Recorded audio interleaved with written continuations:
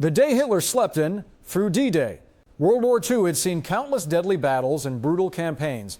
But June 6, 1944 would be unlike anything the world had ever seen. This is the hidden blueprint.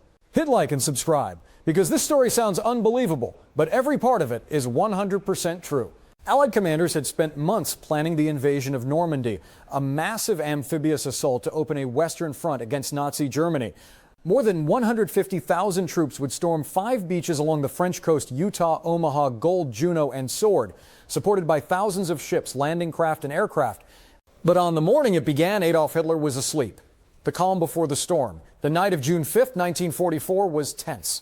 A massive storm had battered the English Channel, forcing Allied planners to delay the invasion by a day.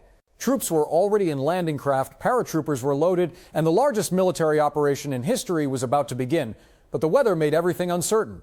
Meanwhile, at Hitler's mountain residence, the Berghof, the Führer stayed up late.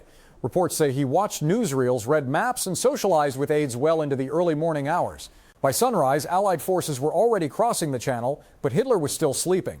His aides were instructed not to wake him, fearing he would dismiss the reports as another Allied trick. Operation Fortitude. The ultimate decoy. Months before D-Day, the Allies had orchestrated Operation Fortitude, a deception plan designed to mislead the Germans about the invasion location. Inflatable tanks, dummy landing craft, fake radio traffic, and even fake armies were placed in Pas-de-Calais, convincing German intelligence that Normandy was just a diversion. Hitler and his generals were almost certain the Normandy landings were a feint. Even as incoming ship reports arrived, German leadership believed the real attack was still to come. The deception worked perfectly, and it made Hitler's sleep that morning even more consequential. The sleeping Führer. By the time Allied troops hit the beaches, Hitler was still in bed. Some reports say he didn't wake until around 10 a.m., hours after the first landings began. Hitler had centralized control of Germany's armored reserves, including the most powerful Panzer divisions.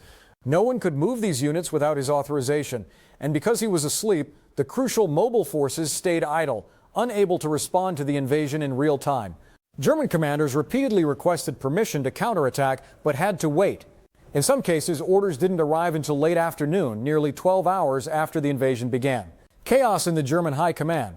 It wasn't just Hitler's sleep that hampered the German response, it was the structure of the command system itself. Generals like Rommel and von Rundstedt reported directly to Hitler, and divisions lacked autonomy to act without his permission.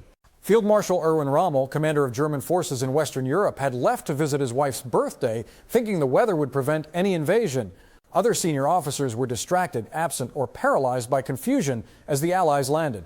Even those who wanted to act were blocked by conflicting orders and the belief that Normandy was a decoy.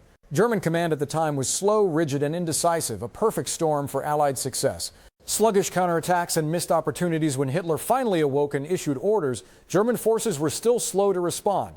Panzer divisions that could have crushed the beaches early arrived late, disorganized and hampered by Allied air superiority and sabotage behind enemy lines. In the hours between the initial landings and German response, the Allies secured beachheads and pushed inland, establishing a foothold that could never truly be reversed. Even minor delays in German response meant that tactical opportunities were lost.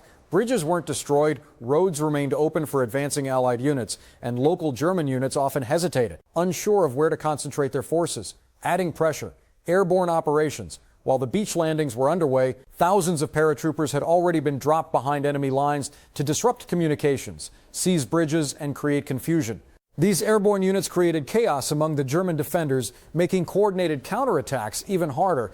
Without Hitler's immediate input, German commanders struggled to respond effectively to these scattered but strategically crucial forces. The Allied planners had anticipated this, and it worked exactly as intended. Why this was a turning point? D-Day was more than a tactical victory. It was the beginning of the end for Nazi Germany. With a Western front open, the Allies could bring overwhelming resources while the Soviets pressed from the east. Within weeks, hundreds of thousands of Allied troops were fighting on French soil. By August, Paris was liberated. Had Hitler authorized Panzer divisions earlier, or had he simply been awake, the invasion might have been bloodier or possibly delayed. But even then, Allied air and naval superiority made it unlikely Germany could have repelled the landings entirely.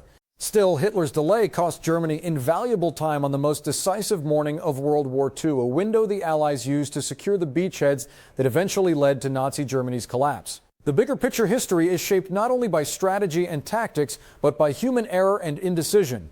On June 6, 1944, one of the most meticulously planned military operations in history succeeded not just because of Allied skill, but because the German response was slow, confused, and hampered by the highest levels of command. Hitler sleeping through D-Day isn't just a historical oddity, it's a lesson in leadership, deception, and the consequences of misjudgment. Hit that subscribe button for more hidden history. This is the Hidden Blueprint.